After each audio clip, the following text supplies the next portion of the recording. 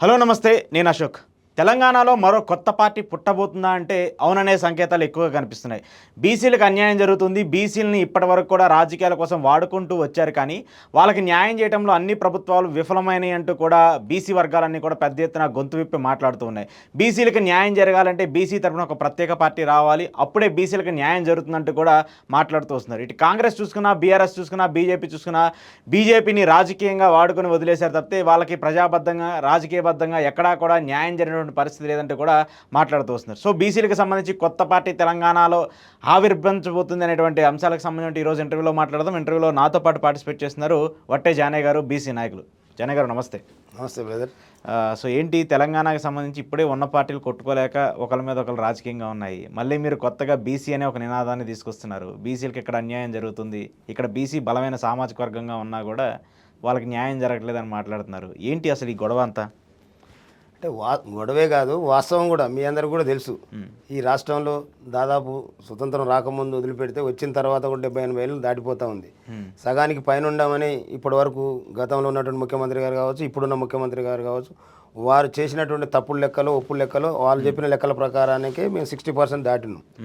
కానీ రాజకీయంగా విద్య ఉద్యోగపరంగా చూసినప్పుడు మేము ఎక్కడున్నాం అనే దాన్ని గురించి కొద్దిగా డెప్త్గా పోయిన తర్వాత అనేక రకాల ఇబ్బందులు, అనేక రకాలైనటువంటి నష్టాలు ఈ బీసీ సమాజానికి ఇక్కడ ఇప్పటి వరకు మమ్మల్ని పాలించినటువంటి పాలకులు చేసినటువంటి నిర్లక్ష్యంతో ఎక్కడో ఉండాల్సినటువంటి బీసీ సమాజం మరి భారతదేశ వ్యాప్తంగా ఓన్లీ తెలంగాణ, ఆంధ్ర రాష్ట్రాలలోనే ఇప్పటి వరకు ముఖ్యమంత్రులు కానటువంటి పరిస్థితి.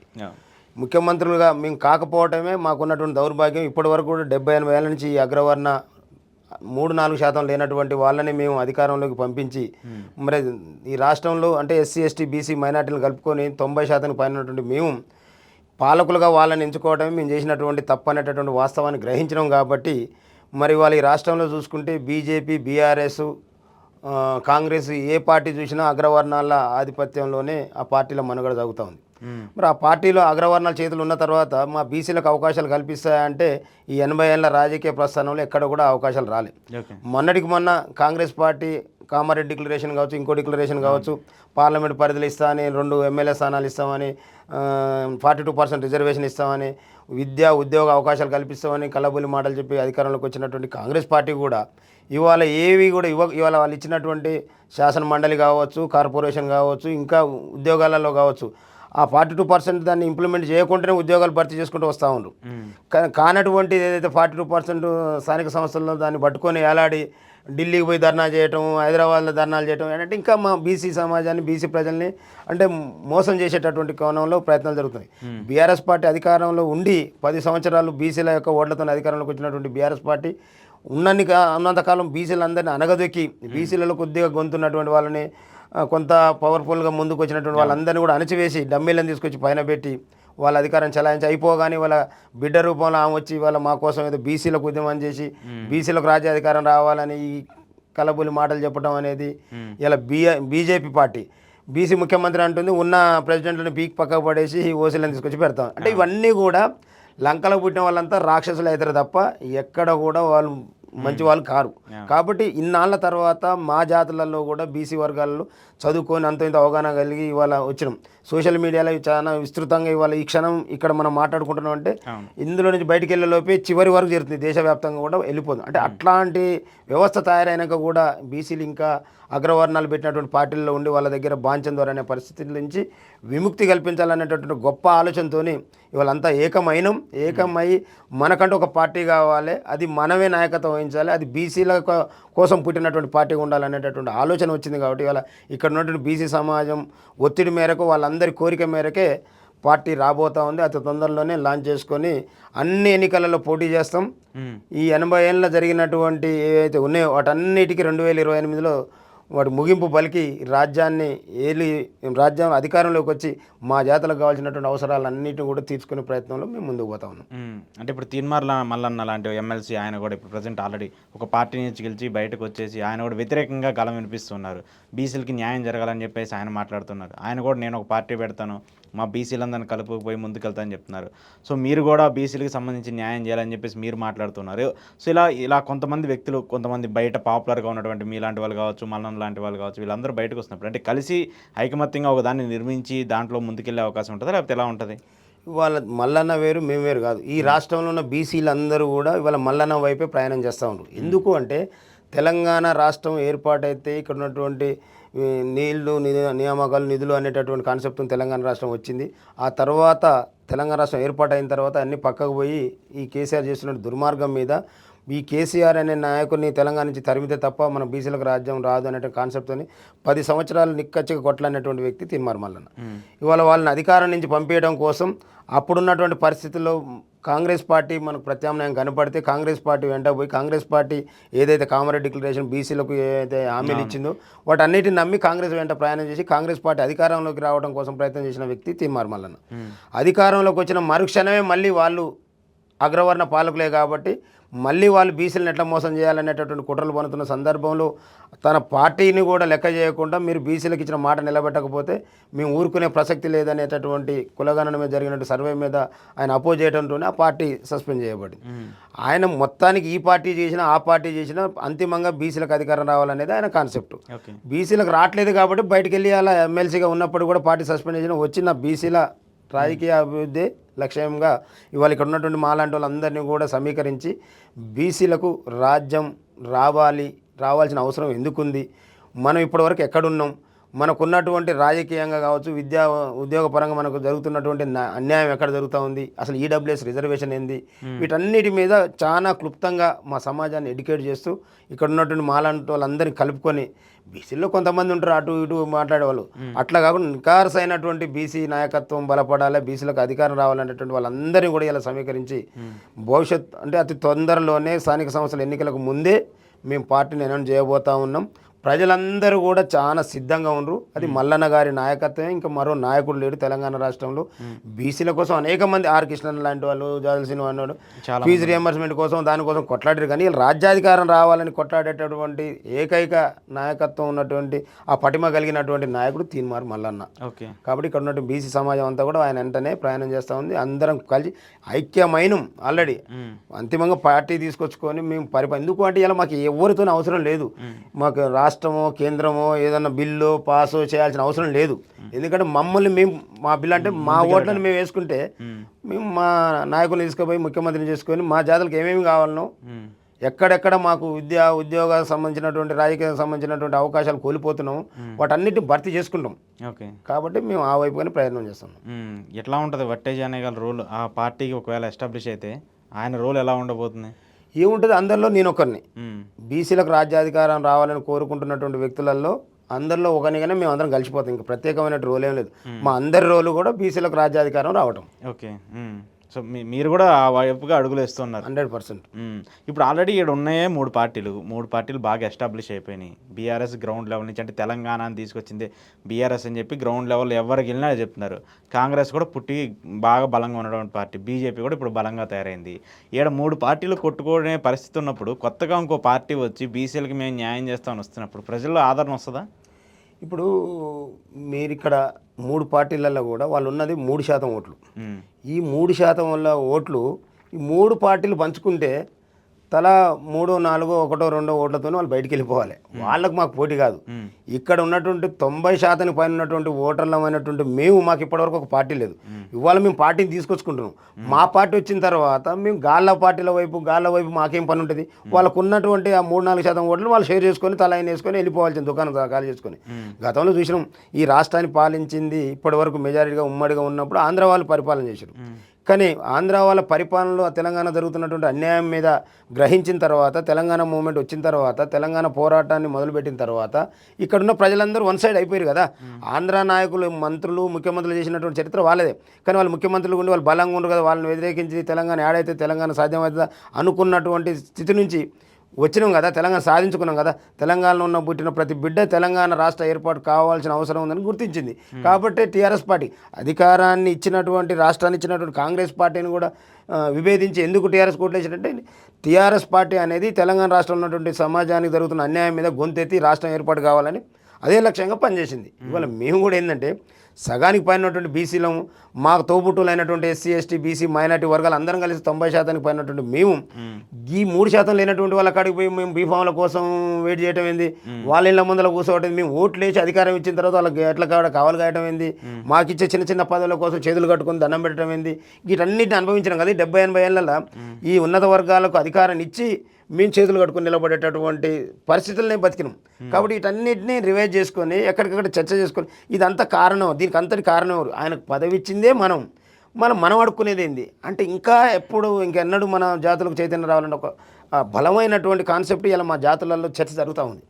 ఎక్కడ పోయినా ఏం మాట్లాడి మేము బయటికి వెళ్ళామంటే మా మల్లన్న కానీ మేము కానీ బయటకు అన్న వచ్చాకబడి సెల్ఫీలు దిగుతారు. అన్న మీరు మంచిగా మాట్లాడు, రెగ్యులర్గా వింటున్నాం అన్న, మేము మార్నింగ్ న్యూస్ పక్కా వింటున్నాం అన్న, మేము అందరికి పాస్ చేస్తున్నాం అన్న, అన్ని గ్రూపుల్లో షేర్ చేస్తున్నాం అన్న, ఖచ్చితంగా మన పార్టీ రావాలన్న. ఇట్లా అంటే ఇది ఎప్పుడు వస్తుంది? మేము మా అవసరం కోసం మాట్లాడతలే, మా ఉనికి కోసం మాట్లాడతలే, మా కింది వర్గాలు అంటే మా జాతులకు జరుగుతున్నటువంటి అన్యాయాలని ఎప్పటికప్పుడు బయటికి తీసి వాళ్ళకి తెలియజేస్తా ఉన్నాం. అంటే మనం ఇంకా ఇట్లనే ఉంటే ఇప్పుడు 80 ఏళ్ళు అయింది, ఇంకా 80 ఏళ్ళు అయినా మనం ఇక్కడ బానిసలను ఉంటాం, వాళ్ళు మనల్ని అట్లనే చూస్తూ ఉంటాం. అరే పాపం వీళ్ళు సగానికి పైన ఉండరు కదా, వాళ్ళ అవకాశాలు వాళ్ళకి ఇవ్వాలి కదా అనేది కాకుండా వాళ్ళు మా అవకాశాలన్నీ వాళ్ళే గుంజుకపోతారు అనేది వాస్తవం తెలుసు. కాబట్టి ఇప్పుడు మేమేమంటున్నాం అంటే మీరు ఎంత శాతం ఉండరు మీరు తీసుకొని వెళ్ళిపోండి, మీకు అధికారం ఇవ్వాలంటారు అంతే. వాళ్ళు ఇచ్చేది కాదు, వాళ్ళు ఇస్తే రాదు, మేము ఇచ్చిన వాళ్ళకు.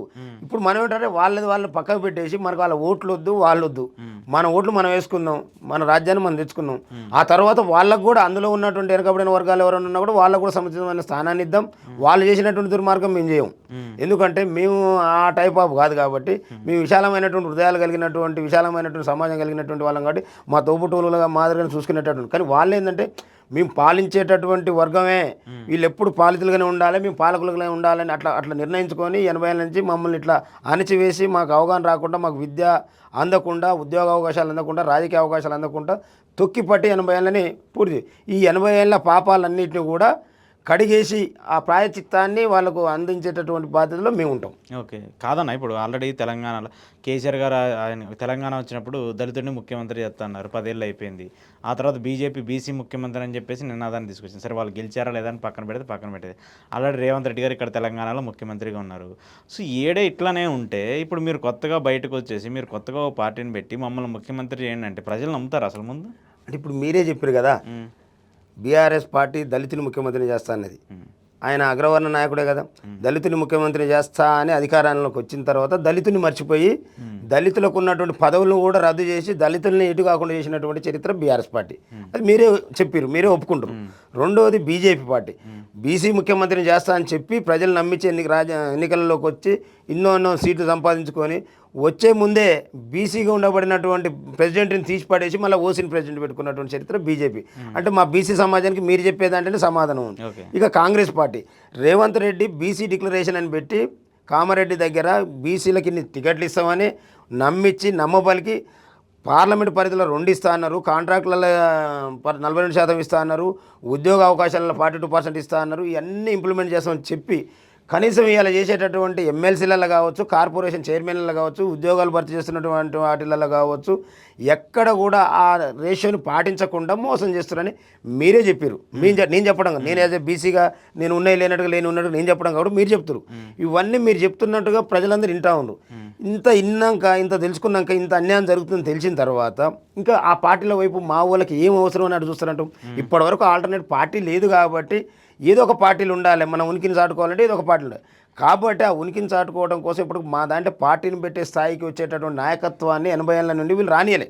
ఓకే, ఎవడన్నా ఆ స్థాయికి కొద్దిగా ఇప్పుడు నాలాంటి జిల్లా స్థాయి కాడికి రాగానే ఎట్లా కట్ చేయాలి, ఈయన మీద ఎట్లా ఆరోపణలు సృష్టించాలి, ఎట్లా నిందలేయాలి, ఎట్లా కథం చేయాలి, ఎంతోమందిని కథం చేసిన చరిత్ర ఈ 80 ఏళ్ళ రాజకీయ చరిత్రలో ఎంతోమంది మా ఎస్సీ ఎస్టీ బీసీ మైనార్టీ వర్గాలని నక్సలైట్ల పేర్ల రూపంలో కథం చేసినటువంటి వాళ్ళు కావచ్చు, ఇంకో రూపంలో కావచ్చు, చాలా మందిని సమాజం నుండి దూరం చేసేసారు. అట్లాంటి వ్యవస్థ కొంతకాలం. ఇప్పుడు ఇదంతా మీడియా గీడ అంతా వచ్చిన తర్వాత ఇప్పుడు ఏం చేసే పరిస్థితి లేకుండా ఇంకా వేరే రకమైనటువంటి థ్రెట్స్ చేయడానికి ప్రయత్నం చేస్తారు. కానీ మా జనం, మా ప్రజలు, మా పబ్లిక్ అంతా అలర్ట్ అయ్యారు కాబట్టి ఇవాళ వాళ్ళ పప్పులు ఉడికే పరిస్థితి లేదు. ఒకవేళ నిజంగా ఉంటే రాజశేఖర రెడ్డి ఆ రోజులలో టీఆర్ఎస్ పార్టీ పుట్టినరోజు దాన్ని చిన్న భిన్నం చేసి విడదీసిపోయేటటువంటి ప్రయత్నం చేసి విడదీసిండు. కానీ లాస్ట్కు ఆయనే ఈ సమాజానికి దూరం అయిపోయిండు.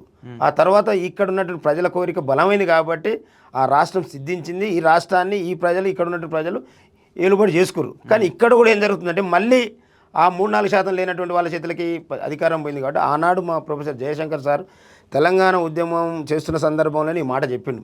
అరే ముందైతే తెలంగాణ రాష్ట్రం రానియండి రాబోయి, ఎవరో ఒకరి నాయకత్వం రానండి, వచ్చిన తర్వాత మళ్ళీ మనం సామాజిక ఉద్యమం చేయాల్సి వస్తుంది, మనం బీసీ అధికారం కోసం పోరాటం చేయాల్సిన సందర్భం వస్తుంది. ఆనాడే మేధావిగా చెప్పిపోయిండు. ఆ మాటలు మేము ఆనాడు ఉన్న వాళ్ళందరం కూడా గుర్తుంది కాబట్టి ఇవాళ మేము మా ప్రజల చేతన తీసుకొని ముమ్మాడికి ఒకటే బైసం అంటే మీ మీడియాలు కావచ్చు ఇవన్నీ కూడా చేస్తూనే ఉంటాయి. ఇక్కడ మేము ఏమంటున్నాం అంటే ఏదో క్రియేట్ చేసి ఇప్పుడు కళ్ళబుల్లి మాటలు చెప్పి కాంగ్రెస్ ఇప్పుడు బీఆర్ఎస్ వచ్చి కవిత ముందుకు వచ్చి మేము బీసీల కోసం పోరాటం చేస్తా అంటే నవ్వుకుంటారా లేదా?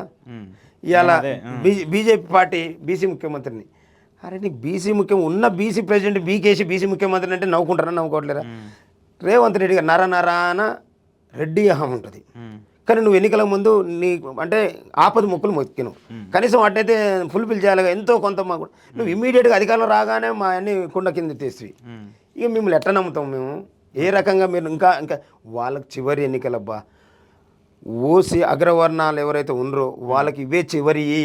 వాళ్ళు రేపు వార్డు మెంబర్లుగా గెలవాలన్నా మా బీసీ పార్టీలోకి వచ్చి బీసీ బీఫామ్ తీసుకొని పోయి మేము పెట్టిన వ్యక్తులు మాత్రమే గెలుస్తారు తప్ప ఆ పార్టీలు నిలబడితే వార్డు మెంబర్లు కూడా గెలవరు. 100% రాసి పెట్టుకో. మళ్ళీ కలుస్తాం 2028 వరకు. అంటే ఈ లోపే మీరు డిసైడ్ అయిపోతుంది. ఇక్కడ ఉన్న మీడియాలు డిసైడ్ అవుతారు, రాజకీయ పార్టీలు డిసైడ్ అవుతారు, అన్నీ కూడా బీసీ బీఫామ్ కోసం క్యూ కట్టేటటువంటి పరిస్థితి. ఓకే, డిసైడ్ అయిపోయింది పార్టీ, అన్నీ అయిపోయినాయి. అన్నీ కూడా మల్లన్న గారి నాయకత్వంలో ఈ రాష్ట్రంలో బీసీలందరి కూడా 90% పైబడి ఉండబడినటువంటి ఎస్సీ ఎస్టీ బీసీ మైనారిటీ వర్గాలందరితో కలుపుకొని వాళ్ళందరి ఆలోచనల మేరకు వాళ్ళ అభిప్రాయాల మేరకు ఈ పార్టీ నిర్ణయం జరుగుతూ ఉంది. సో అయితే త్వరలోనే రాబోతుంది పార్టీ జిహెచ్ఎంసీ ఎలక్షన్స్ వీటన్నిటిలో కూడా అన్నిట్లో పార్టిసిపేట్ చేస్తాం. ఓకే, ఏ ఒక్క ఎన్నికల్లో కూడా అన్ని స్థానాలలో పోటీలో ఉంటాం. మాకిక్కడ అగ్రవర్ణ పార్టీలే మా శత్రువులు.